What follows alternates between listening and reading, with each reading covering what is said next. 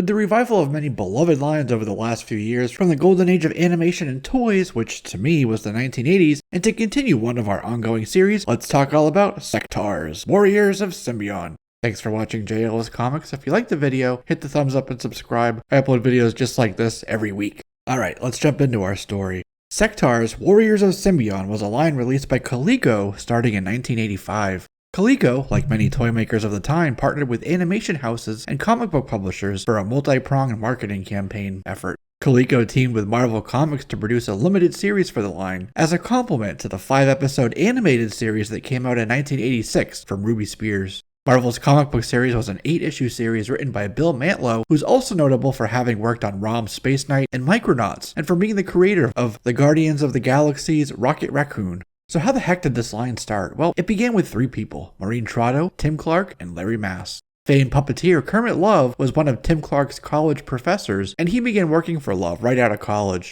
Kermit worked with Jim Henson, though the first names of Kermit Love and Kermit the Frog were merely coincidental. Under Kermit Love, Tim Clark met his partner Maureen Trotto, and together they worked on Jim Henson's The Dark Crystal, and Tim also worked on Fraggle Rock and many other projects. In between these projects, Clark was making his own puppets in the studio.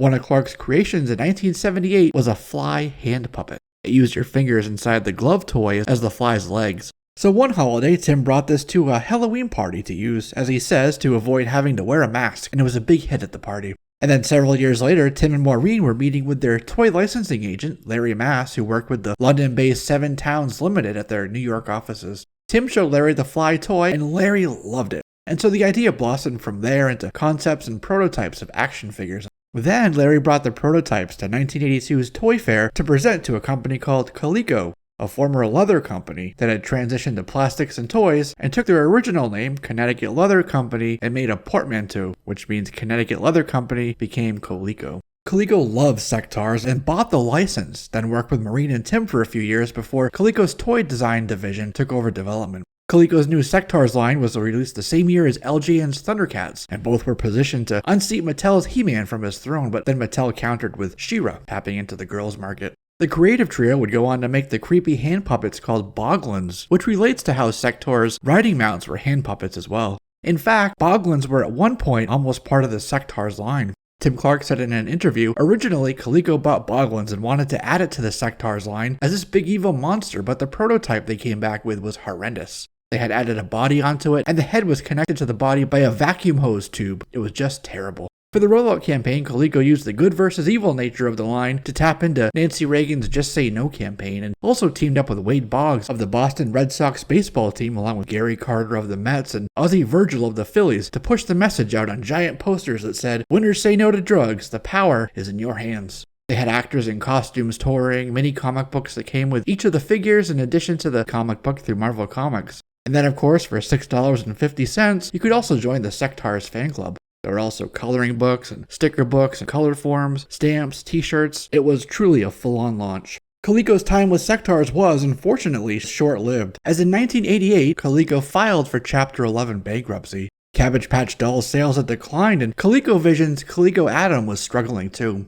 So Coleco dropped the Sectaurs, canceling a planned second wave entirely. They then sold off many of their assets, and in 1989, Hasbro came in and purchased the rest of Coleco's lines for a cool $85 million, including games like Parcheesi and Scrabble, and the toys like Cabbage Patch Kids. And while 7 Towns maintained Sectaurs' rights, they gave Hasbro exclusive permission to keep their licensing agreements. So there, the line lay dormant for many years, until 2010, when Hasbro filed for a Sectaurs trademark with permission from 7 Towns Limited. And then in 2017, Zica Toys acquired the licensing and trademarks for the Sectaurs line and came out with a smaller 4-inch or 1/18 scale line that was crowdfunded via Kickstarter, starting in 2018, although that was all pushed back into 2020 due to pandemics and other factors. So who are the Sectaurs? Well, the Sectaurs are a race of humanoid, insect-like figures who live on a rich and fertile planet warmed by 2 suns called Symbion, and who can bond, telebonding it's called, with another animal in a very, symbiotic way. They were once human in a peaceful, idyllic civilization until their genetic experiments went horribly wrong, creating an exotic realm beyond all belief in which mutated them to their current half-human, half-insect forms. The good Sectaurs were ruled by King Markor the Mighty from Castle Lightkeep in the shining realm of Prosperon. Markhor's brother was appointed as regent and is always referred to as Regent Galkin. Markhor's son was Prince Dargon, his heir apparent. They would all undergo a process called telebonding, which would link each sectar to an insectoid steed, a loyal rider, and so when old enough, Dargon was bonded with Dragonflyer. King Markhor had gone out on a mysterious quest and hadn't returned, so Regent Galkin, Dargon's uncle, ran the kingdom while Markhor's son Dargon led the kingdom, though Dargon was reluctant to fully claim the crown because he still believed his missing father would return. Markhor also appointed the mantis-like Mantor as the advisor to Dargon. Mantor is a keeper of ancient mystical powers passed down through a secret society called the Keepers of the Way. Mantor is also a master of a martial art called Kai, and can even use his mystical powers to render his opponents immobile and stuck in a trance-like state.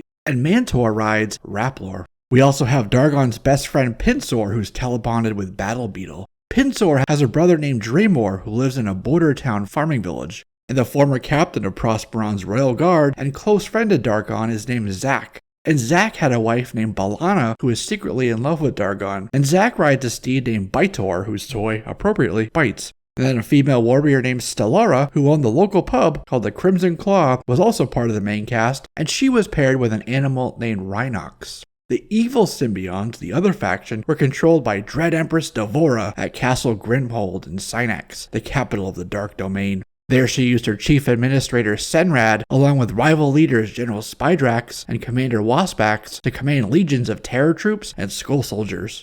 Spydrax rides Spiderflyer, but unlike Dargon and his heroes, Spydrax didn't bond with this creature in that telebonding process. Instead, he enslaved it and forced the creature to carry him. Then there's Spydrax's rival Commander Waspax, and Waspax rides Winged. Emperor Devora's stepson is the evil Skulk, who rides Trancula. And we also have a mercenary named Skeeto, who rides a bug named Toxid. The stories, though, from animation and sequential art, comic books, differ a bit. So here's the animated version. The overarching plot for the animated series is that an ancient civilization who turned Symbion to its dark ages had hidden their knowledge and technology in a place called the Hive of the Ancients. The Keepers hid the map to the Hive because whomever controlled it would be able to control all of Symbion. Spydrax wanted the map for himself. So Spydrax knew that the map that would lead him to the Hive was somewhere in the Shining Realm. So he set out in episode 1 to attack the farming villages on the border of Shining Realm and Dark Domain. The map was with Mentor in Castle Lightkeep. Spydrax mounted Spiderflyer and attacked the farming village right near Castle Lightkeep. That's when Prince Dargon and his forces flew out to confront Spydrax's forces who'd razed the countryside and burned it. Spydrax taunted Prince Dargon, calling him Prince of the Burning Realm. In the midst of battle, Spydrax's terror troops seemingly retreated, but what happened was that during the battle, Skeeto broke into the castle to attack Mantor. He stole the Hive map. So the Sectaurs all realized that they'd have to go after Spydrax and Skeeto before they figured out where the map led and before the whole realm fell to General Spydrax. They all fought Spydrax's forces, but ultimately lost the opening battle, with Secor getting captured after, by himself, trying to recover the map. That night they went to the Crimson Claw pub, which was owned by Stellara, to count their losses and talk about how dumb Secor was to go off by himself and get captured. They no longer had the Hive map, but they did have Mantor with them, who'd committed the map details to memory. Mantor told them that they had a treacherous journey before them. And to begin their quest for the map, they'd have to cross the Lake of Blood, and so the next day, they sailed out on the Lake of Blood after Spydrax, who now had Secor as prisoner, tied up to the mast of the ship as if to taunt his pursuers. And to shake them off, Spydrax sailed by the Isle of the Web Widow, with their ears blocked so as not to succumb to the siren song of the Web Widow. Dargon and his men, however, heard the siren song, changed course, and they were subsequently trapped in the Web Widow's spell. Dargon was able to knock the Web Widow out, and now, free again, they had to travel through a forest. Secor's bond buddy, Altafly, showed up and reported that Spydrax had set up an encampment on the other side of the forest that they were just entering. Dargon then wanted to use a worm to tunnel under Spydrax's camp and launch a surprise attack. So they jumped out of the worm's hole in the middle of the camp, catching the terror troopers off guard, and there Dargon and Spydrax had a rematch. Though Dargon won the fight, Spydrax still got away with the map. In episode 2, they had to travel through a fog bank, fighting a giant wasp and its hive fluid, and then traveling through a tunnel that led them to the Sea of Acid Rain. They ran into Captain Borgia in his slave ship, and Dargon then flew off to Slave City, which was on the path to the Hive of the Ancients, while Borgia tried to give Mantor, Pinsor, and Zack to Spydrax as slaves. Dargon was able to get a wasp trooper uniform to break into Spydrax's camp and rescue his friends, and they all escaped. Dargon and the expedition continued traveling until they reached a structure to rest in and imbibe on nectar in the palace of a guy named Ranko. Pinsor recognized Ranko as the former magistrate of the Valley of Stones, who was cast out for being corrupt. And right then, Spydrax's troops attacked and another battle broke out. For more treachery, Spydrax, it turns out, had paid Ranko to spike their nectar drinks with a potion that prevented the heroes from bonding with their steeds. They were then forced to follow Ranko, who said he'd lead them out of the Valley of Stones, and they ran into a two-headed monster named Serpentoid, a creature Ranko wanted to use to destroy a village in the valley. No wonder he was deposed from his magisterial post. So Dargon and the guys saved the villagers, and in turn the villagers told them how to get through the quicksand swamp to the Forest of Mist. Spydrax, who had Pinsor captive, tied him up and covered him with nectar so this big centipede named Koldorax would eat him. But our group of heroes were able to free him and get a hold of the hive map, only for Skulk to shoot an arrow and burn it up as it was pinned to a tree right in front of them. As they tried to put the burning map out, the deadly viper vines attacked. They almost succumbed to the vines until they started chopping up the little Shop of Horrors wannabes with their swords, and the vines retreated back beneath the bramble and underbrush, but the viper vine managed to poison Zac before they slithered away. Zac's only hope at that point was the medicine beetle atop Mount Sectaur, but to get there they had to cross the acid desert. I mean, geez, who names these things? In the acid desert, Spydrax hunted them and they hid out in the ruins of Cornap. Cornap was once destroyed by Krala and the laser bugs, and they killed everyone except one survivor, Pinsor. And so with that introduction, Krala and the bandits of the acid desert attacked, with the laser bugs the only things able to fly in the acid desert. And to make things worse, Spydrax and Krala teamed up. So they eventually got to Mount Sectaur, where Dragonfly brought Zac to the top to be cured by the medicine beetle. Their next stop? Shadowmaster. Dargon and his allies descended Mount Sectaur to meet with the Shadowmaster in the Citadel of Shadows. An oracle they hoped would help them get to the hive before Spydrax, but an earthquake on the mountain caused an avalanche, and Dargon's group ended up trapped in the mountain for days with only one fire to keep them from freezing to death. Dargon was able to get some tubers for them to cook for food, and he also found the pass to the Citadel of Shadows. They were saved, but not before some massive scorpions attacked, wanting their food. Also, Spydrax got to the little worm-like Shadowmaster before Dargon did. Shadowmaster used his shadow powers against the terror troops, but Spydrax was unfazed. "You will do as I say," he commanded. Dargon and the group finally made it to the Citadel, where Spydrax forced the Shadowmaster to use his magic to turn them into shadows themselves. How do you fight a shadow, they asked, confused as their swords and whips and fists did nothing against a shadow force whose chittering and flittering wings beat against the walls of the Citadel. They were able to push Dargon's forces down a dark hole into a rocky cell beneath the Citadel. Spydrax threw the Shadowmaster down there as well, who revealed to Dargon that this was part of the plan, and their next step was to travel through the Forbidden Zone. And to calm their fears, Shadowmaster told them the Forbidden Zone was 10,000 times more dangerous than their worst nightmare. Yeah, that's encouraging. The Forbidden Zone was a bleak desert. On the other side was a wall of thorns, and on the other side of that wall of thorns lay the hive they were looking for. In the desert, they ran into the mythical steroidal Groot, or these Middle-earth ant-looking tree creatures called Arbolites. The Arbolites captured them and trapped them in a cave until Dargon showed up with a torch and drove the Arbolites away with fire, and the Arbolites ran away like these wacky inflatable flailing-armed tube men from the local dealership. And with that, they realized that they were at the Wall of Thorns. Pinsor carved a tunnel right through the wall with Battle Beetle right to the other side, and there they finally laid eyes upon the hive. Unfortunately, Spydrax now controlled the hive fortress with a garrison of terror troops. At the gates to the hive, a massive battle erupted as Dargon and his friends laid siege from land and air. Inside, Dargon and Spydrax had another fight, clashing swords and whips for control of Symbion itself. In the midst of the battle, an earthquake brought the hive castle crumbling to the ground, with Dargon trapped under a pillar inside, while Spydrax and his forces retreated. The hive of the ancients sunk into the ground, seemingly with Dargon still inside. But as they looked on sullenly, Dargon emerged victoriously. Raising his gleaming sword to the sky, he said, "For the Shining Realm!" And then a message flashed across the screen which turned out to be a lie. To be continued, it said, though it never was. The comic book version of Sectaurs fleshed out the story and the world a bit more. Here, the ancient keepers of the hive and those who knew of its forbidden, esoteric knowledge were called heretics. Devora had her evil forces under the guise of destroying the threat of heretics destroying the countryside. There was a weak peace treaty between the Dark Domain and the Shining Realm. During one attack, Devora's forces attacked a small farming village on the border, violating the peace treaty. This was where Pinsor's brother Draymore lived, although he survived, and he managed to tell his brother what happened, and he also requested that Regent Galkin authorize a protection force.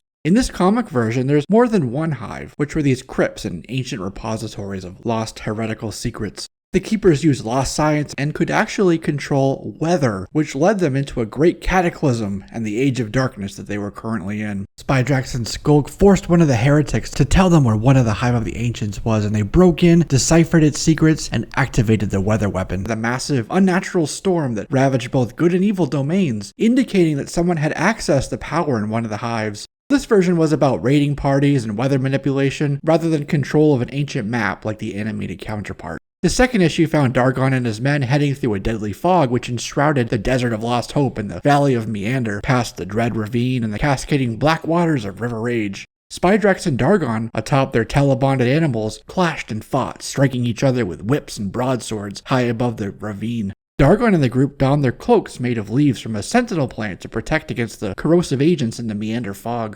Mantis found an ancient hive and inside pushed a button which blew wind and dissipated the lethal fog bank, which allowed them to free the enslaved villagers from the locked slave transport, which they had come across on their journey. Then Mantis was revealed to be Mantor the Wise, and he, via an image in a shattered crystal, showed the Regent Gulkin the treachery of Spydrax. They set out on another unauthorized quest, and this time also with a very Tila-looking Stellara. At the same time, Spydrax was consulting with his half-sister, a sorceress named Scorpia, in a cave called Scorpia's Nest. Scorpia plotted with Skulk to take the throne from Queen Devora. And to complicate things more, Regent Gulkin sent the Royal Guard out to arrest Dargon, Mantor, Stellara, and Pinsor since their mission wasn't approved, and they risked being marked as heretics. In issue 4, Stellara climbed a butte called the High Place, the site where Sectaurs go to perform their telebonding ritual, while at the base of the butte, Spydrax and his drone troops, the Skull Soldiers, ambushed the rest of the expedition party and again attacked. Stellara was forced into a choice. Should she complete the ritual and telebond, or should she break that ritual and save her friends? She and her insectoid friend pushed a rock onto Spydrax's soldiers, saving her friends, making the sacrifice of not telebonding. Later she told them, "What are you gawking at? You act like you've never seen the savage Stellara before." And then a winged woman named Liana, queen of the fairy folk, and her loyalists flew in out of control from space in a comet-like ship enshrouded in a cloud. On the ground, she had to save Dargon from the cloud by taking him into her cloud craft. Mantor meditated and sent his phantom form to recon the dark command castle Emperor Devora's keep called the Grim Hold. Dargon's men then teamed up with Liana, the fairy queen, to now fight the evil Gargantua the Goblin King and his underlings. After the battle, Queen Liana bestowed upon them magic fairy artifacts and made out with Dargon, and then they flew away. Spydrax attacked the Warriors of Symbion inside the Mists of Meander, and they also ran into a group of people called the Haji Scavengers. Spydrax and his troops plundered and ravaged their village, enslaved the people, and stole their goggles, which allowed them to see in the thick crimson mist. Dargon's men ran into Draymore and his wife and kids, who'd been saved by the Haji after Spydrax attacked their village right at the start of the story. They saved the Haji from Spydrax, and the Mist Dweller said they'd show them where the Hive of the Ancients was hidden. Outside the Hive fortress, they had to get past a massive kaiju guardian named Naur the Never Sleeping. And then inside the castle, Dargon and Mentor found a command center and a power platform, which is what the Ancients attuned to themselves to exert environmental influence and control over Symbion. Outside, Zack and Stellara had to fight off waves of Spydrax's forces. Back inside, Dargon was imbued with a great power, and Kirby Crackle and the power of the entire planet flowed right through the one prince, Prince Dargon. He was attuned to the elements of the planet, the flow of the oceans, gravity, geomagnetics, and, he says, "I have become like a god." But it was too much for one man, so he ended up rejecting the power, and Mantor pulled him off the platform. But with Spydrax's forces about to breach, Zack jumped on the platform and he became godlike. But he grew out of control, so Dargon was forced to throw his broadsword to cut the power to the platform. They realized it was too much for any one Sectaur, so they released the power from the platform into the world, back to the planet to use as it was meant to be.